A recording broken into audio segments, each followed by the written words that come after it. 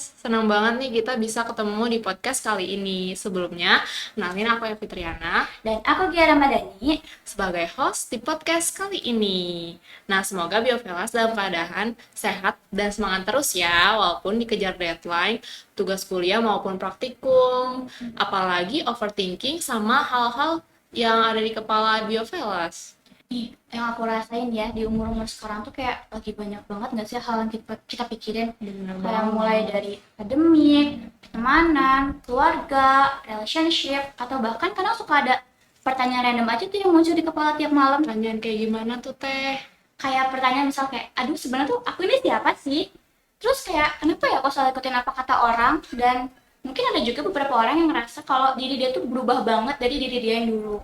Wah, relate banget sih. Pasti setiap orang tuh punya fase di mana dia bingung sama dirinya sendiri. Nah, maka dari itu untuk episode pertama kita akan membawakan tema self-awareness. Dan tentunya kita nggak sendiri di sini, kita ditemani sama Kak Diva. Hai. Nah, boleh nih, Kak Diva kenalan dulu sama Bevelas dan mungkin jelasin lagi kegiatan apa aja sih belakangan ini. Oke, halo Biovelas. Sebelumnya kenalin, nama aku Diva Safira Artanti, biasa dipanggil Diva.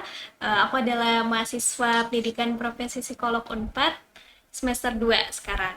Nah, jadi kesibukannya untuk akhir-akhir ini sih aku sedang menjalani praktik LP3O di Pusat Konseling Unpad atau biasa disebut P2K2. Wah, keren banget. Semoga lancar selalu ya Kak untuk studinya. Amin, amin. Tuh, hai Kak Diva, Halo. apa kabarnya nih? Alhamdulillah, baik.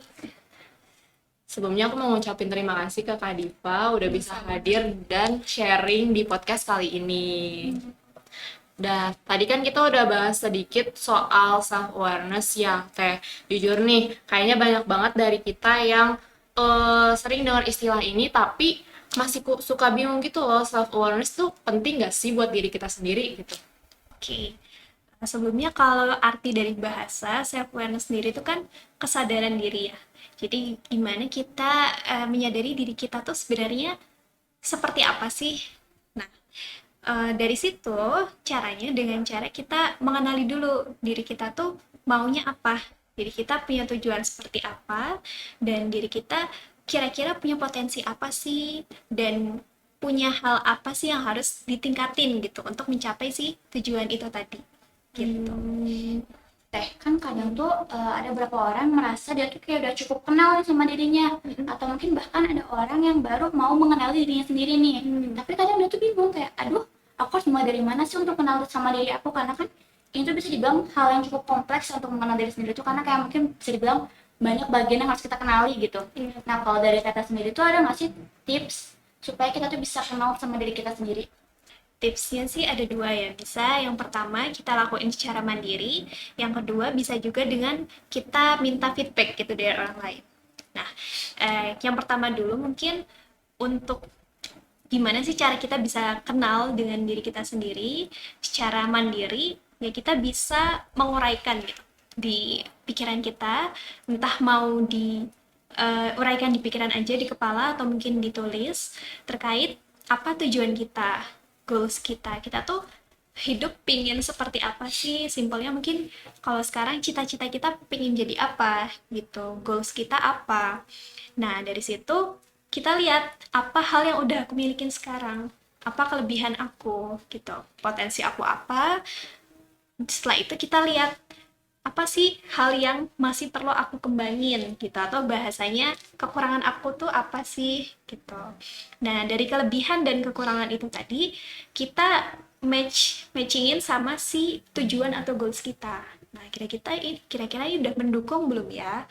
Kalau misal kiranya ada yang akan menghambat, oh ya udah berarti aku harus belajar di sini gitu, aku harus meningkatkan di aspek ini gitu misal.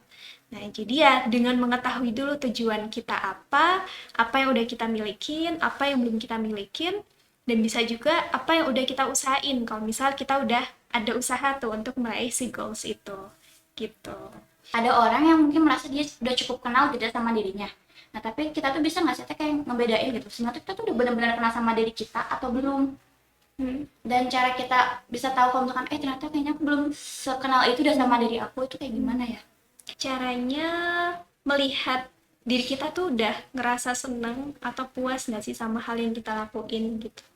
Kalau misal dalam kita melakukan sesuatu itu masih ada perasaan kayak aku udah ngelakuin ini, aku udah ngelakuin itu, tapi kok aku ngerasa masih belum seneng ya, aku masih gregetnya tuh masih belum ada.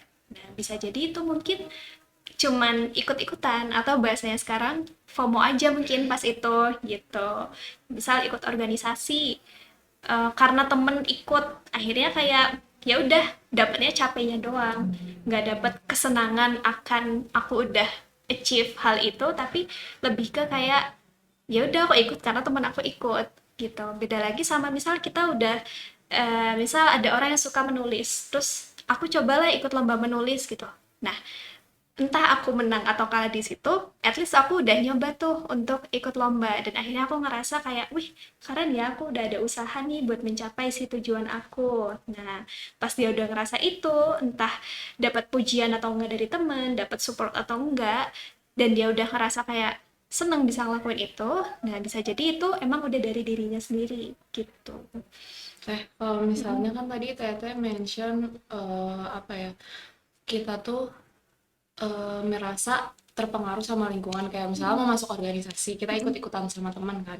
Nah, tapi tuh gimana sih cara ngilangin rasa itu gitu teh, rasa kayak kita pengen ikut-ikutan sama teman gitu, kayak pengen kayak temen itu kayak keren gitu, padahal kan kayak nggak harus itu, kita bisa ngelakuin hal yang kita suka gitu teh. Itu gimana cara menghilangkan rasa nggak ikut-ikutan itu gitu.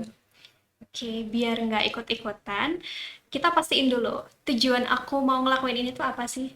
Misal tujuan aku mau join BEM itu apa gitu. Terus dari situ kita turunin, emang yang aku harapin dari aku ikut BEM itu nanti dapat apa sih buat aku gitu. Kalau misal hal yang kiranya nanti akan kamu dapat itu sejalan dengan goals kamu, ya berarti ya udah kamu capai aja itu. Tapi kalau misal pas kamu refleksiin lagi, ternyata aku sendiri juga bingung ya, kenapa aku harus ikut BEM. Ternyata aku cuman kayak FOMO aja ngelihat teman-teman ikut BEM kelihatannya keren gitu. Nah, berarti itu mungkin dipastiin lagi gitu. Apakah itu hanya sekedar ngelihat teman atau emang diri kalian yang sebenarnya pingin tapi belum tahu tujuan sebenarnya itu apa gitu.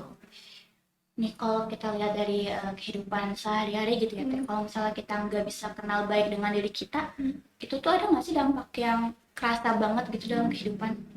Ada, misal kalau dikaitin sama contoh yang tadi itu, yang dia ikut organisasi karena ngelihat teman-teman aja, FOMO aja, bisa jadi nanti dia jadi burnout, mungkin jadi kewalahan yang harusnya dia ngerjain tugas kuliah bisa lebih fokus. Kalau emang sebenarnya dia nggak pingin-pingin banget ikut BEM, akhirnya dia jadi kewalahan gitu. Dia jadi bingung mungkin ngatur waktunya gimana gitu. Jadi akhirnya karena kita memaksakan kita tuh harus ikut sama orang lain, bukan ikut apa kata hati kita, akhirnya kita capek sendiri. Dan nanti capeknya nggak secara fisik aja, tapi secara mental juga ya ikut capek gitu. Teh, aku punya studi kasus nih, misalnya kayak ada orang dia tuh kayak apa-apa tuh selalu dengerin apa kata orang gitu. Dari mulai ngambil keputusan yang paling ringan sampai keputusan yang dibilang tuh cukup serius gitu. Sampai mungkin orang itu merasa kayak capek dan lama-lama makin kayak nggak kenal sama diri dia sendiri. Nah, dari Tete sendiri tuh ada masih cara supaya orang itu bisa balik untuk kenal dirinya sendiri lagi? Caranya yang pertama dia bisa merefleksikan dulu, entah dia ambil waktu untuk sendiri, dia cari tempat yang tenang mungkin, terus dia di situ memikirkan apa sih sebenarnya hal yang pingin aku capai dalam hidup gitu. Apa sih hal yang menurut aku tuh bernilai gitu ya, menurut aku tuh itu penting untuk aku gapai gitu. Nah, setelah udah tahu, oh goalsku tuh ini gitu, nah lihat ke diri sendiri, aku udah cukup siap nggak ya untuk meraih itu, aku udah punya potensinya belum. Nah, kalau belum berarti itu masuk ke kekurangan atau mungkin area yang harus ditingkatkan gitu. Nah, dari situ berarti udah tahu, oh aku tuh harus belajar di sini ya gitu. Nah, atau mungkin sebenarnya udah ada usaha yang udah dia lakuin untuk mencapai si tujuan itu. Nah, dievaluasi apakah si usahanya itu hasilnya baik, maksudnya apakah usaha yang dilakuin itu membuat dia semakin dekat sama goalsnya, atau mungkin malah semakin jauh gitu atau dia semakin terpuruk di situ kayak maksain kayaknya nggak bisa. Nah, kalau udah ada evaluasi dari apa yang udah diusahain, jadi tahu oh ternyata hal ini tuh nggak cocok ya sama aku. Ternyata harus ada strategi lain nih yang aku lakuin untuk mencapai si tujuanku itu. Nah, yang nanti ngaruh juga ke gimana kita nggak gampang tuh ikut-ikutan sama teman gitu. Nah, nggak kerasa ya Biovelas, kita sudah sampai di penghujung podcast. Hari ini kita belajar kalau self-awareness itu bukan soal jadi sempurna, tapi soal berani jujur sama diri sendiri. Dan kenali diri kita lebih dalam lagi tuh, itu tuh bisa membantu kehidupan kita supaya lebih baik lagi dan bisa sesuai dengan kehidupan diri kita sendiri. Nah, sebelumnya aku mau terima kasih ke Kak Diva udah bisa sharing di podcast kali ini. Dan juga terima kasih kepada Biovelas yang sudah mendengarkan podcast kita hari ini. Jangan lupa tunggu episode selanjutnya. See See you! you!